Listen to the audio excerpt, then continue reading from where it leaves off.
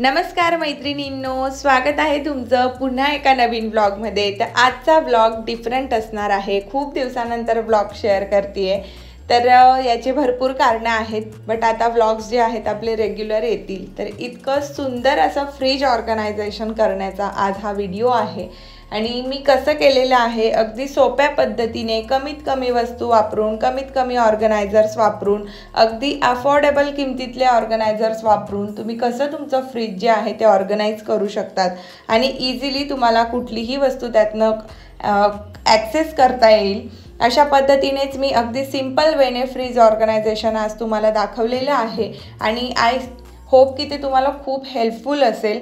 तर चला सुरुवात करूया आजच्या आपल्या व्हिडिओला। तर मैत्रिणींनो, दर 1 महिन्यांनी मी माझं जे फ्रीज आहे ते क्लीन करत असते आणि तुम्ही आता बघू शकतात किती घाण झालेलं आहे फ्रीज। आणि माझ्याकडे खूप गेस्ट पण होते, तर प्रत्येकाचे हात लागत होते, प्रत्येकाची ठेवण्याची पद्धत वेगळी।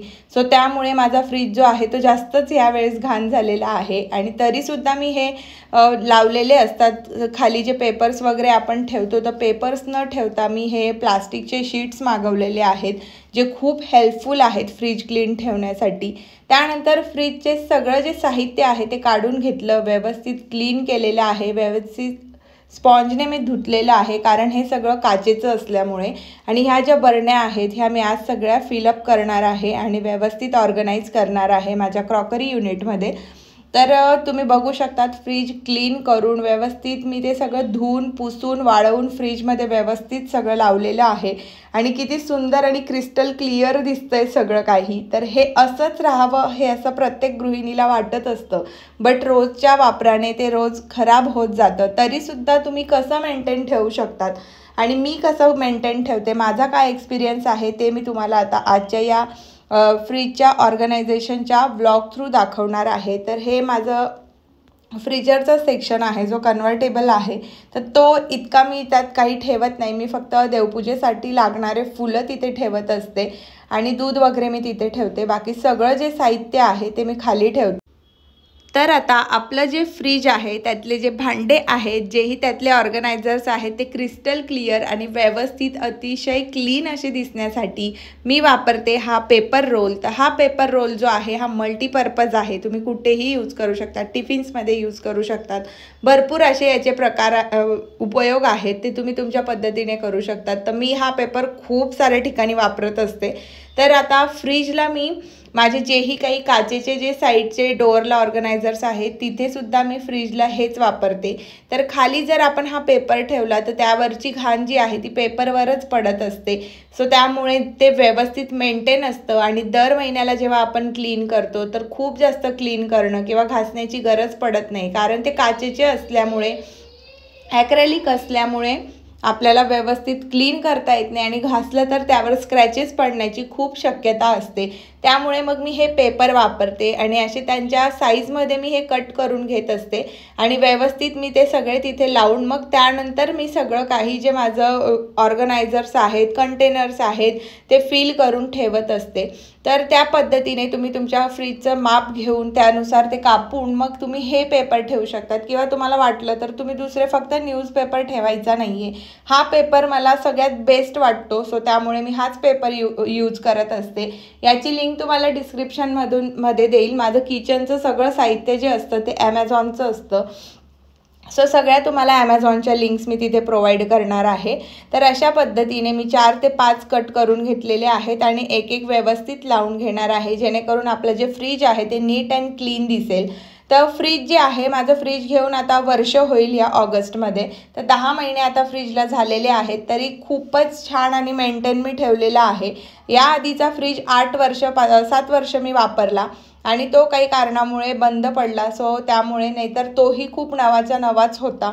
सो आता तुम्ही बघू शकतात खालचा जो सेक्शन आहे तिथे मी हे सगळं काही व्यवस्थित ठेवून घेणार आहे, जेणेकरून माझा फ्रीज जो आहे तो वेल मेंटेन असेल। तर ही जी टिप आहे ही तुम्ही नक्की फॉलो करा, याने तुमचा फ्रीज खूप दिवसापर्यंत चांगला राहील। तुम्हाला पुन्हा पुन्हा क्लीन करण्याची गरज पडणार नाही। कितीही लोक तुमच्या घरात असले तरीही ते कितीही घाण करतील तरीसुद्धा तुमचं फ्रीज जे आहे ते व्यवस्थितच दिसणार आहे, कारण जीही काही घाण, जोही काही मेस असतो तो खालीच पडतो त्यामुळे। तर बऱ्याचशा वेळी आपल्याला हँडी ज्या वस्तू असतात, जसं की पटकन फ्रीज उघडलं आणि लगेच हातात हवं, तर तशी वस्तू म्हणजे लिंबू. मला उठल्या उठल्या लिंबू लागतो लेमन टीसाठी. सो त्यामुळे सगळ्यात आधी या छोटे छोटे कंटेनर्समध्ये मी लिंबू, गवती चहा जे लागतं आपल्याला चहाला सकाळी उठल्यानंतर, पुदिना, तर त्यासाठी मी एक छोटा डबा केलेला आहे. त्या डब्यात मी हे ठेवत असते. तर आता भरपूर असे फॅन्सी ऑर्गनायझर्स आलेले आहेत. ग्लास कंटेनर्समध्ये आता बऱ्याचशा जणी फ्रीज ऑर्गनायझेशनच्या व्हिडिओमध्ये दाखवत आहेत की प्लास्टिक कमी आणि ग्लास जास्त यूज केलेला आहे. बट ते कितीही बघितलं तर ते तितकं कन्व्हिनियंट नाही आहे डेली यूजसाठी. सो माझं जे आहे ते मी तुम्हाला रिअल आणि ओरिजिनल फ्रीज ऑर्गनायझेशन इझिली आपण कसा साधा सिंपल पद्धतीने फ्रीज ऑर्गनाइज करू शकतो हे सांगण्याचा उद्देश आहे. त्यानंतर जे आपण हे एग्स वगैरे आणतो तर त्यासाठी एक सुंदर असं 120 रुपीजमध्ये घेतलेलं कंटेनर आहे. खूप सुंदर आणि खूप क्वांटिटी यात बसते. तर हे कंटेनर अतिशय स्लिम आहे. खूप कमी जागेत व्यवस्थित ते एग्स जे आहेत ते तुम्ही इथे ठेवू शकतात. तर अशा पद्धतीने मी खालच्या साईडला ठेवते कारण ते कधीतरी लागणारी वस्तू आहे. त्यानंतर माझ्याकडे हा ग्लास जग आहे ज्यामध्ये मी ज्यूस वगैरे काही बनवलं तर ते स्टोअर करून ठेवत असते. तर आज सगळं क्लीन केलं आहे म्हणून तो एम्प्टी आहे. त्यानंतर मग हे जे शीट्स आहेत हे मी मागवलेले आहेत ॲमेझॉनवरून आणि व्हाईट यासाठी की गर्दी नको वाटायला. या ठिकाणी जर का मी ब्राऊन, रेड किंवा खूप सारे प्रिंट असलेलं गॉडी कलर्स यूज केले असते तर माझा फ्रीज जो आहे तो खूप भरल्यासारखा आणि भरगच्च वाटला असता. त्यामुळे मी जास्त करून व्हाईट कलर प्रिफर करते किचनसाठी, घरासाठी. मला सगळं व्हाईट कलरमध्ये लागत असतं.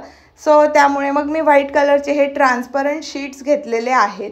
तर हे शीट्स वापरून आता 7 ते 8 महिने झालेले आहेत. त्यांनी माझा फ्रीज खूप व्यवस्थित मेंटेन राहतो.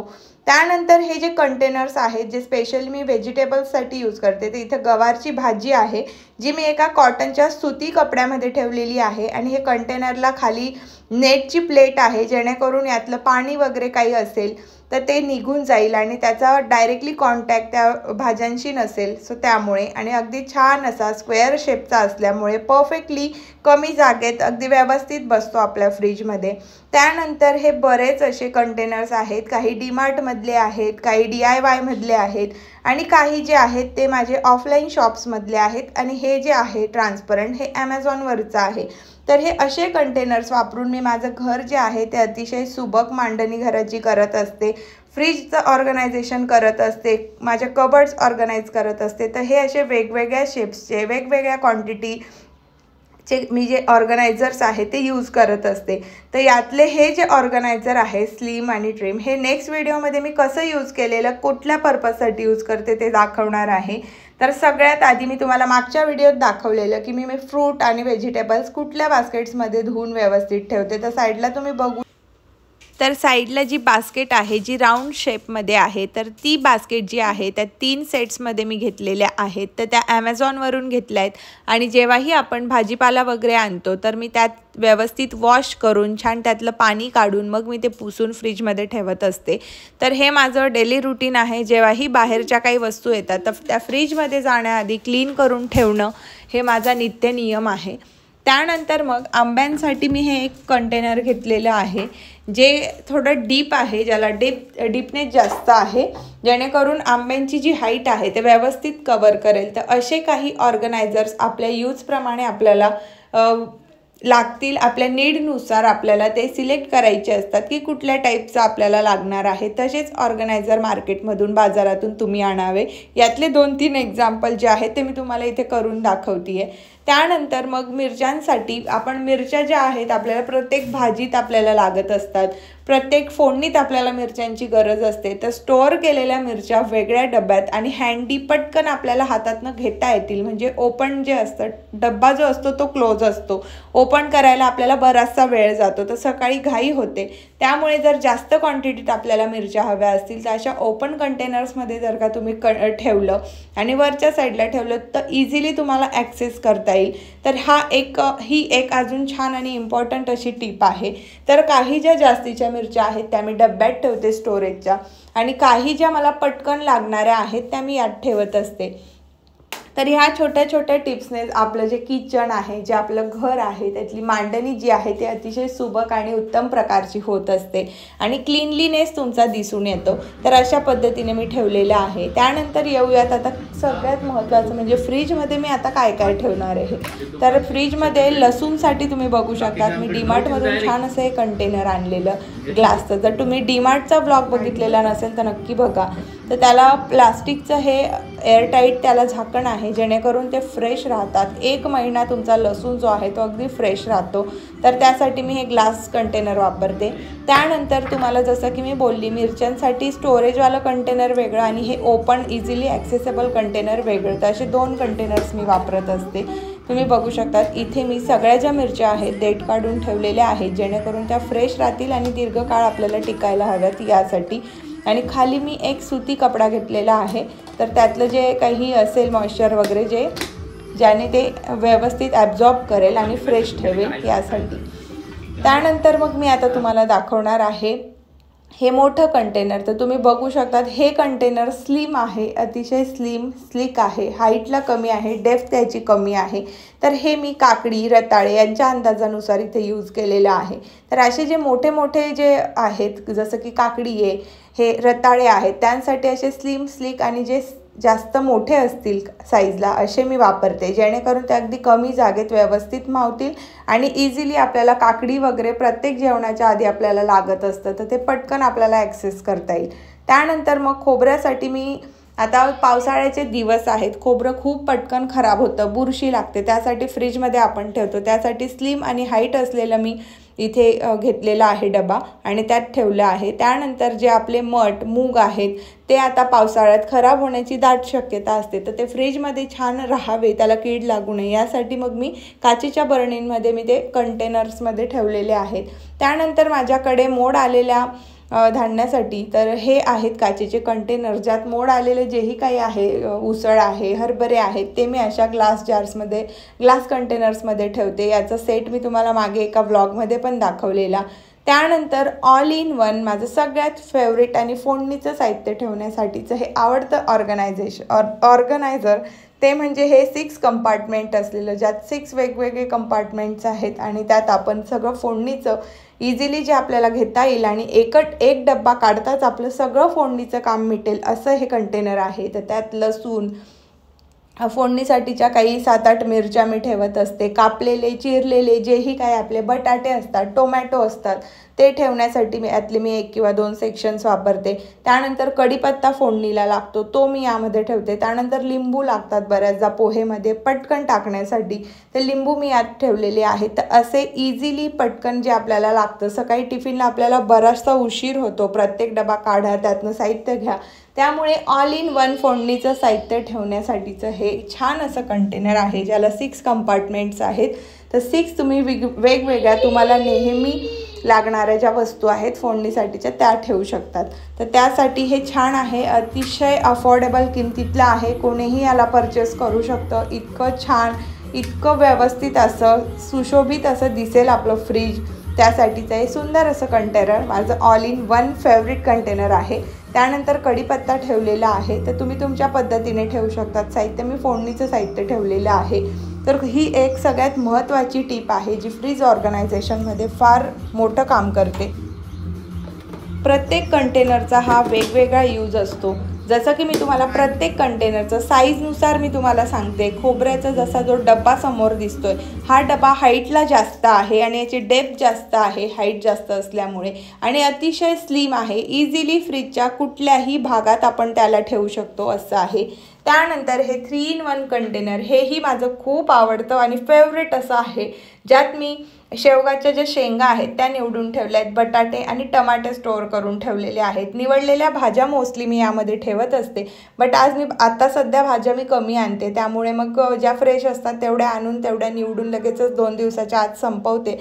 म्हणून आता मी इथे बटाटे, टमाटे आणि त्या भाज्या ठेवल्या आहेत. नाहीतर अदरवाईज मी गवार, भेंडी आणि शेवगाच्या शेंगा किंवा वांगे असतात, आम्ही 2च जण आहोत वांगे खाणार, तर आम्ही 4च वांगे आणतो. तर तसे लिमिटेड जिथं आहे तिथं हे वापरू शकता तुम्ही कंटेनर. तर हे पण माझं खूप फेवरेट आहे. 3 in 1 आहे, एका ॲक्सेसमध्येच तुम्ही हे सगळ्या गोष्टी तुम्हाला मिळू शकतात. त्यानंतर ठेवायचं कसं, तर सगळ्यात महत्त्वाची ही पद्धत म्हणू शकतात, स्टेप म्हणू शकतात की कसं ठेवायचं. आता ज्या वस्तू आपल्याला पटकन हात घालताच सापडाव्या अशा लागतात सकाळी उठल्या उठल्या, ते म्हणजे लिंबू मला लागतो गरम पाण्यात पिळण्यासाठी, तर लिंबू मी वर ठेवलेले आहे. आलं मला लागतं चहासाठी, ते ठेवलेलं आहे. गवती चहा ठेवलेली आहे. त्यानंतर सगळे फ्रूट्स जे आहे मँगोज ते मी साईडला ठेवलेले आहेत. आणि हे 3-in-1 जे कंटेनर आहे सगळ्यात वरच्या भागात, कारण उद्या मला शेवगाच्या शेंगांची भाजी करायची आहे. सो इझिली मी पटकन ते काढू शकते. बटाटा कापून मी त्यात टाकते म्हणून बटाटा टोमॅटो सगळं त्यात आहे. आणि त्यानंतर एक फोडणीचं कंटेनर काढावं लागेल बस. आणि त्यानंतर काकड्या वगैरे हे पण आपल्याला पटकन लागतं सॅलड बनवायला, तर तेही मी ओपन कंटेनरमध्ये ठेवलेलं आहे पटकन काढता यावं म्हणून. त्यानंतर गवार किंवा भेंडी ह्या ज्या भाज्या आपण आणून ठेवत असतो, ज्या 2-3 दिवसात लागणार असतात, तर त्या मी मधल्या कंपार्टमेंटमध्ये ठेवते, जे स्टोरेजचं साहित्य आहे. आणि जे इझिली मला पटकन पाहिजे ते वरच्या साईडने मी ठेवत असते आणि ओपन कंटेनर्समध्ये मी ठेवत असते. त्यानंतर आता पावसाळ्याच्या दिवसांमध्ये लोणचं खराब होतं, त्यामुळे लोणचंही मी काचेच्या बरणीत ठेवत असते. आणि त्यानंतर इकडे मठ मूग जे आहे तेही मी ठेवलेले आहेत. तर अशा पद्धतीने सुंदर, सोप्या आणि अतिशय साधारण पद्धतीने माझ्या फ्रीजची मांडणी आहे, जी सगळ्या मैत्रिणींना आवडेल अशी आणि सगळ्या मैत्रिणी इझिली करू शकतील अशी आहे. खूप काही हायफाय कंटेनर्स, हायफाय खूप साहित्य आहे किंवा खूपच काहीतरी महागड्या वस्तू घेऊन काहीतरी दाखवायचं सबस्क्रायबर्सला असं म्हणून काही घेतलेलं नाही आहे. जे मी यूज करते, जे वापरते त्याच गोष्टी तुम्हाला दाखवलेल्या आहेत. जे माझी पद्धत आहे ठेवण्याची सगळ्या वस्तूंची, तेच मी तुम्हाला रिअल असा हा फ्रीज ऑर्गनायझेशनचा ब्लॉग तुमच्यासोबत शेअर केलेला आहे. रिलेटेबल असेल, तुम्हाला आवडलेला असेल, उपयोगी असेल तर नक्की कमेंट करा, लाईक करायला विसरू नका. चॅनलवरती नवीन असाल तर मागचे व्हिडिओ सगळे बघा, खूप हेल्पफुल आहेत. पूजेचे व्हिडिओ गुरुपौर्णिमेच्या आधी 2-3 मी अपलोड करणार आहे. गुरुपौर्णिमेची तयारी, आषाढी एकादशीची तयारी, सगळं काही तुम्हाला बघायला मिळणार आहे. चॅनलला सबस्क्राईब करून ठेवा, लाईक शेअर कमेंट करायला विसरू नका. आणि असेच तुम्हाला ऑर्गनायझेशनचे किचन टूर वगैरे व्यवस्थित असे छान छान व्हिडिओ, लेट का असेना पण मी व्यवस्थित आणि अतिशय चांगल्या पद्धतीने तुमच्यासमोर प्रेझेंट करणार आहे.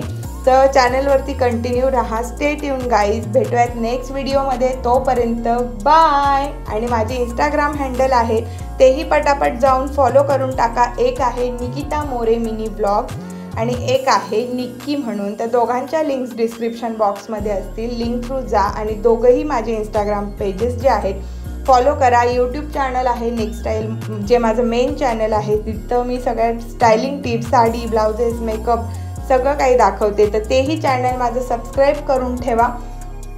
खूप युजफुल व्हिडिओ त्यात आता अपलोड होणार आहेत. सो त्यामुळे भेटूयात नेक्स्ट व्हिडिओमध्ये. तोपर्यंत बाय.